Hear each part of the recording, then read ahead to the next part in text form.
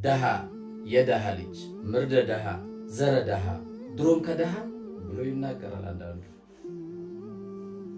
ማን ነበር ይሄን ያልከው? እርግጥም ማግኘትም ማጣት ሀብትም ደህነትም ሁለቱም በዚህ ምድር ፈተናዎች ናቸው።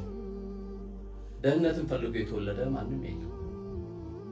ሰዎች ልክ እንደዚህ ድንበር ሲያልፉ አንድ የሚገርመኝ የቁርአን አንቀጽ አለ። ወለው በሰጠ አላሁ ሪዝቀን ሊዒባዲሂ ለበገው ፊል አርድ። የሰው ልጅ አላህ ችሎታውን ርዝቁን ሲሳዩን ሲያደርግለት ድንበር ያልፋል። አዎ ሰዎችን ከመናገር በላይ ድንበር ማለፍ የለም። ግን እንዲህ ያልከው ሰው መሰረትህ ምን ነበር? ጎበዝ ሰው እኮ ወደ ራሱ መሰረት ደግሞ ይመለሳል። ድሆችን መናቁ ማሳነሱ እነሱ አጠገብ ሲመጡ በመሸማቀቁ በእነሱ የተነሳ እኮ የቁርአን አንቀጽ ወርዷል። አበሰ ወተወላ እስቲ በደንብ አድርገህ ከፍተህ ባይሆን በዚሁ አጋጣሚ የምነግርህ ሰዎች ለሐጃቸው ለተለያየ ዱንያዊ ጥቅማቸው እንዲሳካላቸው ከፊሉ ጠንቋይ፣ ከፊሉ ጂኒ፣ ከፊሉ አድባር፣ ከፊሉ ቆሌ ብሎ ያመልካል።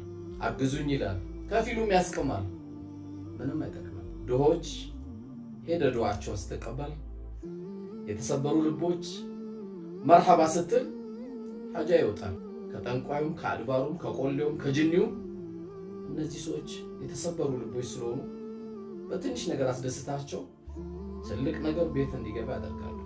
እንደ ኢትዮጵያም ኑሮ እኔ ሚሊዮነር ነኝ ስትል እስቲ ከነፍስ ጋር ሂሳብ ስራና እኔ ሴት ነበርኩ ብለህ ሂሳብ ከሰራ ማንነት እዛ ላይ ታገኛለህ። ደህነት በፍላጎት የሚመጣ ሳይሆን አላህ ሱብሓነሁ ወተዓላ ለሁለቱም ለማግኘቱም ለማጣቱም ፈተና ሲያደርግብን ፈተናውን ከሚያልፉት አላህ ያድርግ።